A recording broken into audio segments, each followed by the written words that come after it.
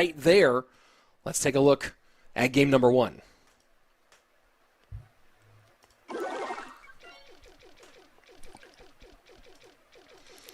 Clown cycling the Skellies. Both players just kind of waiting right now. Bomber in response from VITOR. Clown, Skellies, Barbarrel, Tesla. You have to assume maybe Hog, Drill, and right there, VITOR going aggressive. Lightning as well with the Loon, and that's out of the range of the Tesla. Not exactly sure what Clown's answer is, and he's just going to tank that damage. Yeah, that's unfortunate for Clown, and you know, I guess part of him is going, who the heck is running Balloon right now? Yeah. I mean, that is just brilliant recognition. You know there's a good enough chance. Tesla is definitely the tower that's been used over and over today and yesterday as well. So if you are going to predict your opponent to use Tesla, think that it's okay to put the Tesla in the middle. I mean, VITOR is just, he's one of a kind. His thought process is so strong, so intelligent. So forcing the fight onto the left-hand side as Clown does not want to give any more lightning value to that right-hand tower as much as he can avoid it.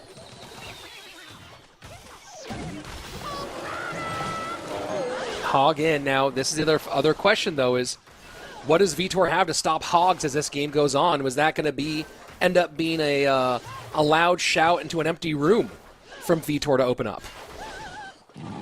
Yes. Wow. Okay, so he is going to be running Lava Loon. Okay. I wasn't sure if it was just going to be one of those crazy decks, but instead the Lava Hound does make sense. Princess Tower cleaning up the Skellies, but not before they get the tower down to 1393. And we almost have a tie ball game heading into double elixir. Lava Hound tanks the Tesla. Loon in. Furnace going to work on the Balloon as well. Lightning clears. Back to Tesla one more time. And you love the idea with the arrows. Good job on the Furnace to clear, but still damage in. Now the question is, does VITOR have anything to stop these Hogs? There's going to be at least 2 hits here. And the answer really is not much, as the lead goes back and forth for our now 4th lead change. Yeah, and one thing to note is that VITOR has set himself up in a cycle where he does have the Evo Valk. Guards plus Evo Valk should be able to defend relatively easily. And VITOR is just looking to get one final push. Get the tower before your opponent has the chance. And the Evo Baby Dragon slowing things down, and that might be enough here, as that's going to explode. Get on tower, 4 HP, arrows will do it. Has to stop this Hog. And Lightning finishes things off, and VITOR taking advantage early. And, you know, Josh, I said it might end up being a loud yell into an empty room, but really ended up being maybe. Yeah, and I do like Clown's deck for game number 1. Definitely not a huge fan of the Hog EQ, but Hog Lightning, it doesn't even really matter what variant. It's so powerful right now in this meta. And that's only Clown's 2nd time running Hog this weekend. Ran it yesterday in his opening matchup against Ardentois, got the victory, running a Hog recruits, basically running the dual lane Piggies deck, but with Hog Rider instead. Beautiful prediction right there from VITOR, allowing the Berserker to take it almost completely out. Mortar going to get one final shot, take out most of the Spear Goblins, but we have one running down the lane.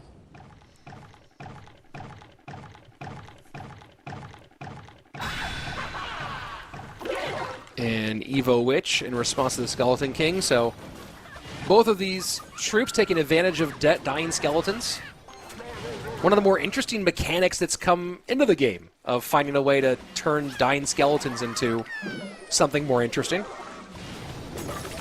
Yeah, now that Evo Witch is balanced, or at least relatively balanced, I have to be careful about how I word that sentence, just in case there's certain people watching. And now that it's like fairly balanced, I think it's such a brilliant idea and such a crazy cool card. I really love the idea behind it. Miner Snowball to try to clear that minion horde. But this just lets that miner go to town. Yeah, really brilliant timing from VITOR. He's allowing the minion hordes to get, I don't know if it was 2 swings or 3 swings from the minion horde, but you allow it to target the goblin hut, then you get the snowball down, then they're far away enough that the spawn spirit goblins start taking out the minion horde. That timing right there, it was so small, so perfect, and so many people would have had the opportunity to just lose the game outright if you don't get that timing down. Snowball goes for the gather. Good stop with dropping the Berserker in there, and Berserker just taking care of all those ghostly skeletons. Mortar to the left-hand side. Counter push on the right-hand lane. This mortar has to get picked up, and it does, by the Witch. Evo Witch on the opposite side from Clown.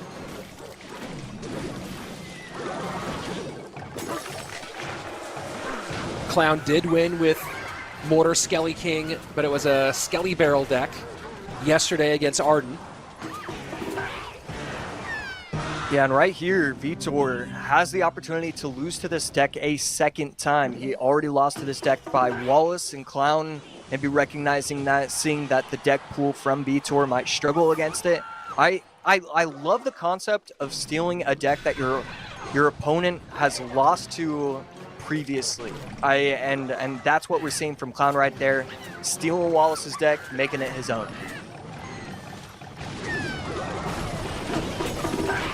VITOR gonna get vines here on the left-hand side, but that's really gonna do almost more good than harm, as that lets him keep the Evo Witch ready to continue the pressure. Yeah, and right there, VITOR, not a huge fan of the giant snowball plus the vines. I mean, he used 5 elixir, and that did no damage to the Evo Witch whatsoever. This spells almost certain doom from VITOR. I don't know how he's going to be able to get himself out of this one. Miner goes to the back. Evo Witch does drop. Fire Spirit to clear, but Miner gets his chip damage, and chip turns to chunk as that left-hand tower down to 11:06 with 51 seconds left. VITOR needs to find a way to get some real drill damage. Clown, though, has so many strong responses to the drill. Minion Horde placed at the bridge, even against the Princess Tower, even when the Fire Spirit gets the damage, it just still feels like it's getting value, still forces out a response. But right here, 3 witches for VITOR, and both get taken out. That is a brilliant job from Clown to get out of that. Unharmed. He's unfazed.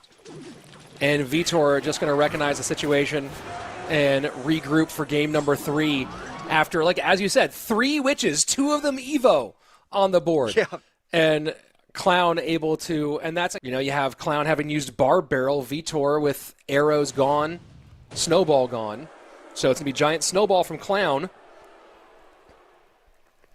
Let's see what the full situation is.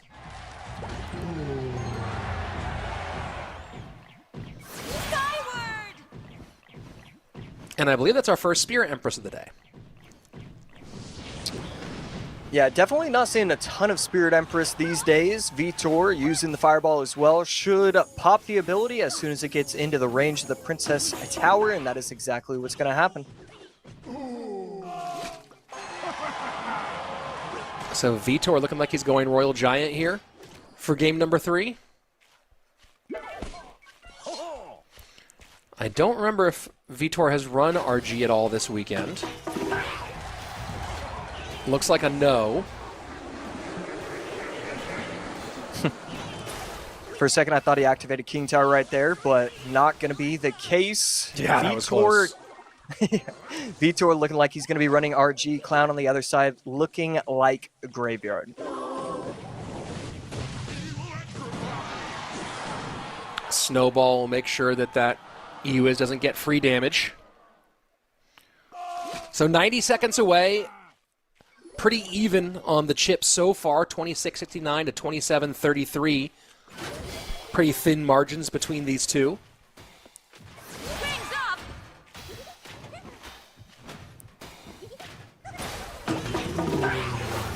Fisherman getting the pull, taking out the Goblin Hut, but not before the Goblin Hut has spawned either 2 or 3 Spirit Goblins and another one coming down the lane.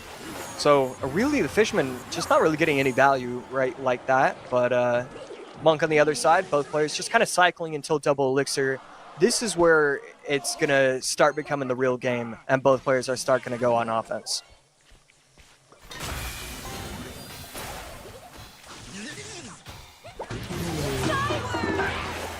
Empress gets to work on the right-hand side.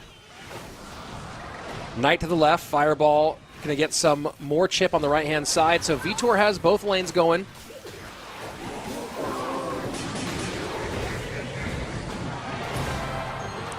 And first timing. RG down, yeah.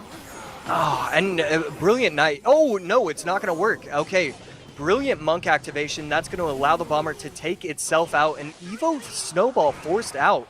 I mean, VITOR almost already back to another RG, plus he's going to have the Evo RG in cycle. Just a rough defensive situation for Clown, and he still almost gets a shot with that RG.